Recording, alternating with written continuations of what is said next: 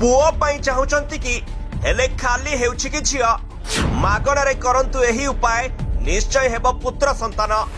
खाली झियो हेउथिले गुड़ सह एही जिनिस मिसाई खाई दियंतु। पुराणरू इतिहास सबुठी सफल होइछि एही देसी चिकित्सा। दर्शक बंधु आम संस्कृति रे अछि पुत्रार्थे क्रियते पत्नी अर्थात पुओटीए पाइबा पाई विवाह करा जाए आ पत्नी ग्रहण करा जाए। कारण मनीष को मरिबा परे पुत नामक नर्करू केवल निज पुओ ही उद्धार करि पारे। तेणु प्रति घरे बा परिवार रे वो बापा माँ माने निश्चय गोटे पुओर बापा माँ हेबा पाई इच्छा करती। किंतु एमिति अनेक परिवार रहिछि जेउठी गोटे पुओटीए पाइबा पाई अनेक कष्ट करी मध्य किछि सुफल मिले नाही।